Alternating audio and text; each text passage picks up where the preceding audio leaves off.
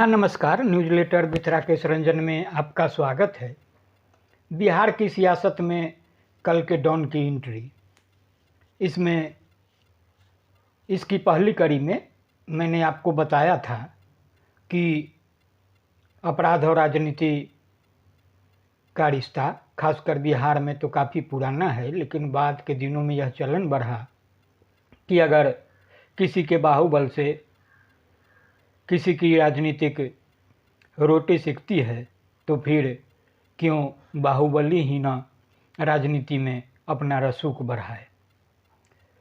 तो इसी कड़ी में मैं आपको बता रहा था राजनीति में अशोक महतो की आमद का। तो यह रही दूसरी कड़ी।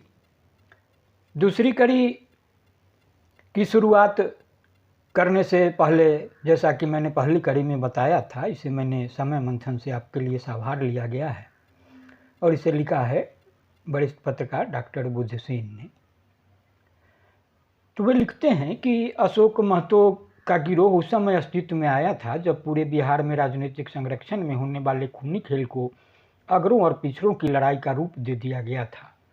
सीमांचल में पिछड़ों की लड़ाई लड़ने के नाम पर पप्पू यादव, अवधेश मंडल जैसे लोग बंदूकधारी के रूप में उभार पा रहे थे, वहीं आनंद मोहन, शंकर सिंह और पप्पू सिंह बंदूकें उठाकर खुद को अगरों के हितैषी के रूप में पेश कर रहे थे।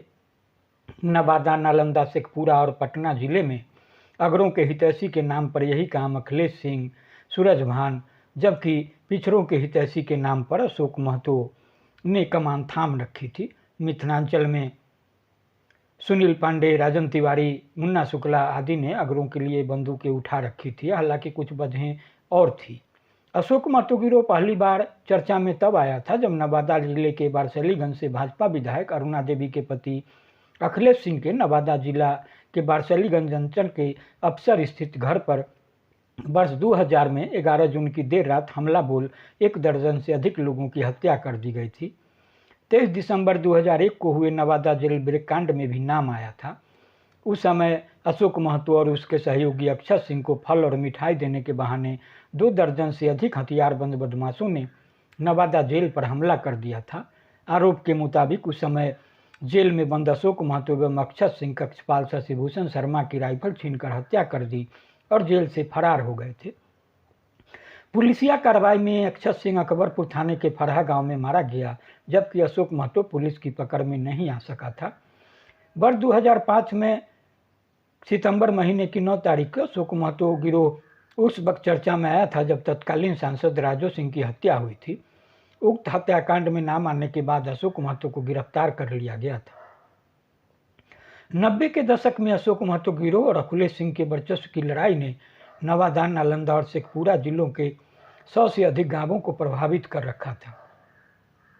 1998 से 2006 के बीच नवादा जिले में इस अखिलेश सिंह बनाम अशोक महतो संघर्ष के कारण 200 से अधिक लोगों की जान चली गई थी। दोनों गिरोहों के बीच का संघर्ष नवादा, नालंदा, शेखपुरा और लखीसराय जिलों में पत्थर तोड़ने के साथ ही बालू उठाने की व्यवस्था पर सत्ता तय करने के लिए था। बारसलीगंज और अफसर के कुछ निवासियों के अनुसार अशोक महतो गिरोह ने भूमिहारों पर अपने प्रभाव क्षेत्र में सड़क विशेष का उपयोग करने पर प्रतिबंध लगा दिया था। यदि भूमिहार लोग अपने गंतव्यों की यात्रा के लिए उस सड़क का उपयोग करते पाए जाते थे तो उन्हें महतो गिरोह द्वारा कड़ी सजा दी जाती थी। अशोक महतो गिरोह में पिंटू महतो जैसे गैंगस्टर शामिल थे, जिस पर लगभग 30 हत्याओं और अपहरण के आरोप थे। इनमें 3 पुलिस अधिकारियों और कांग्रेस राजनेता राजू सिंह की हत्या भी शामिल थी। महतो गिरोह में शारदा यादव भी शामिल था। तो शारदा को अदालत ने अफसर नरसंहार, लूटपाट और अपहरण का दोषी ठहराया था। अशोक महतो गिरोह के पिंटू महतो पर 2004 में शेखपुरा के अरियरी के प्रखंड विकास पदाधिकारी अशोक राज बख्श की हत्या का आरोप था। 2022 में अदालत ने सबूतों के अभाव में पिंटू महतो को इस मामले में बरी कर दिया। देवघर से गिरफ्तारी के बाद शेखपुरा के तत्कालीन पुलिस अधीक्षक अमित लोढ़ा के निर्देशन में बिहार पुलिस विशेष प्राधिकरण पुलिस के अधिकारियों ने एक जुलूस निकाला, जिसमें अर्धनग्न और खून से लथपथ अशोक महतो को चप्पलों की माला पहनाई गई थी। क्षेत्र की पिछड़ी जातियों ने इसे भूमिहारों का विरोध करने के लिए गैंगस्टर को सजा के रूप में देखा। इसको लेकर काफ़ी विवाद हुआ था। विवाद तत्कालीन पुलिस अधीक्षक अमित लोढ़ा के उस बयान का भी हुआ था, जिसमें यह तो कह दिया गया कि अशोक महतो ने राजू सिंह की हत्या में अपनी संलिप्तता स्वीकार कर ली है, लेकिन यह नहीं बताया कि अशोक महतो ने अपने नज़दीकी संबंध जदयू नेता राजीव रंजन सिंह और मुख्यमंत्री नीतीश कुमार से बताया था। तब विपक्षी राष्ट्रीय जनता दल और लोक जनशक्ति पार्टी ने इस मामले में सीबीआई जांच की मांग की थी। कहा जाता है बीते वर्ष बरसलीगंज में कुर्मी महापंचायत की एक बैठक में स्थानीय नेताओं ने अशोक महतो की रिहाई के लिए सरकार से आग्रह करने का निर्णय लिया था। फरवरी 2023 में कुछ अखबारों में यह भी दावा किया गया कि अशोक महतो की रिहाई का समर्थन पूर्व केंद्रीय मंत्री उपेंद्र कुशवाहा ने किया था, जिन्होंने पेरोल के नियम के तहत छूट प्रदान करने की मांग की थी। वर्ष 2022 में बरबीघा से जदयू विधायक सुदर्शन सिंह ने अदालत में स्वीकार किया कि वह मामले को आगे नहीं ले जाने देना चाहते हैं। राजू सिंह मामले में सुदर्शन सिंह मुख्य शिकायतकर्ता थे।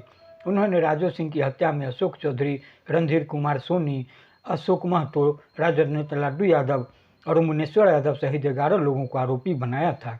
शेखपुरा की एक अदालत ने आखिरकार सबूतों के अभाव में इस मामले के सभी आरोपियों को बरी कर दिया।